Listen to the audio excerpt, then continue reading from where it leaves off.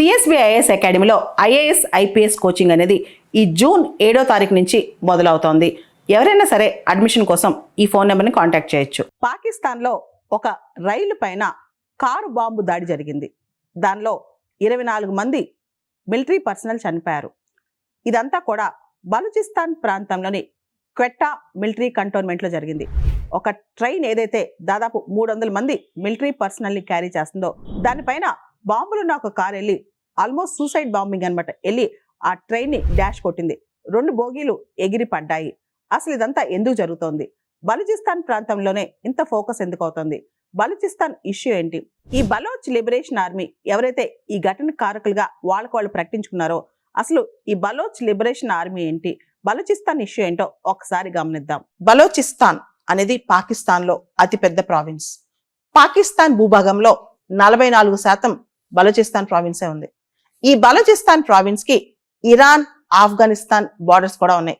మనకు తెలుసు ఇరాన్లో సుస్తాన్ బలూచిస్తాన్ బార్డరు, అదేవిధంగా ఆఫ్ఘనిస్తాన్ తాలిబాన్ కంట్రోల్ ఆఫ్ఘనిస్తాన్ అంటే ఎక్కడైతే కాన్ఫ్లిక్టింగ్ జోన్స్ ఉన్నాయో ఇవన్నీ కూడా బలూచిస్తాన్కి బార్డర్లో ఉన్నాయి. అక్కడి నుంచి కూడా హైడౌట్స్ ఉన్నాయంట ఈ బలోచి మిలిటెంట్స్ కి. అంతేకాదు బలూచిస్తాన్కి అరేబియన్ సీ అవుట్లెట్ కూడా ఉంది. ఈ ప్రావిన్స్ కి అరేబియన్ సీ అవుట్లెట్ ఉంది. ఇదే ప్రావిన్స్ లో పాకిస్తాన్ ప్రెస్టీజియస్ గ్వాడార్ పోర్ట్ కూడా కడుతుంది. చైనా సహాయంతో గ్వాడార్ పోర్ట్ పాకిస్తాన్ తయారు చేసింది కదా, ఆ పోర్ట్ కూడా ఈ నిర్మించిన పోర్ట్ కూడా ఇదే ప్రాంతంలో ఉందన్నమాట.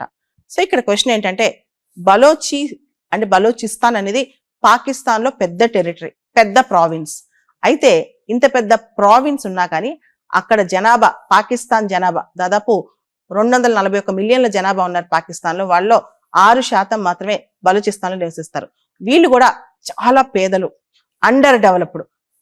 పాకిస్తాన్ మొత్తంలో కల్లా వెనకబడిన ప్రాంతం, బ్యాక్వర్డ్ ప్రాంతం ఏదైతే ఉందంటే అది బలూచిస్తాన్ మాత్రమే.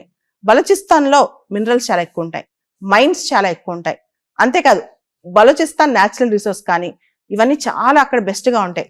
అయితే బలూచిస్తాన్ లో ఉన్న రిసోర్సెస్ పాకిస్తాన్ డెవలప్మెంట్ కి వాడుతున్నారు. పాకిస్తాన్ లో మిగతా ప్రాంతాలు అభివృద్ధి చెందడానికి వాడుతున్నారు. బలూచిస్తాన్ మాత్రం డెవలప్ అవ్వట్లేదు. ఇదే బలూచిస్తాన్ వాళ్ళ గోల.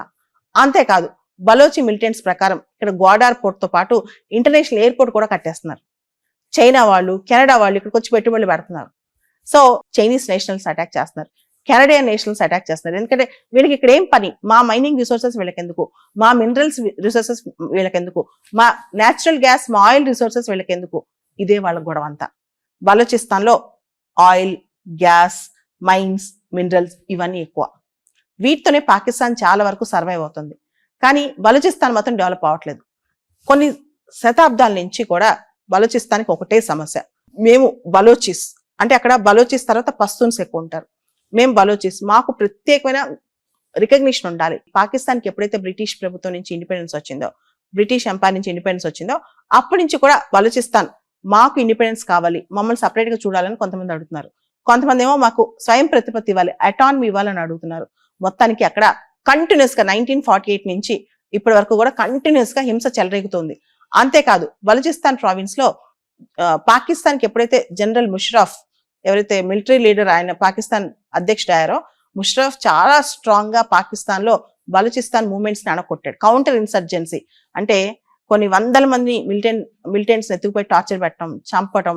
దాదాపు voice of Balochi missing persons అని ఒక డేటా ప్రకారం అయితే, అఫీషియల్ డేటా ప్రకారమే 7,000 మంది మిస్ అయిపోయారంట. కానీ పాకిస్తాన్ గవర్నమెంట్ మాత్రం బలోచి మిలిటెంట్స్ అరాచకం సృష్టిస్తున్నారు, వీళ్ళని ఉంచకూడదని చెప్పి పాకిస్తాన్ గవర్నమెంట్ అనుకుంటుంది.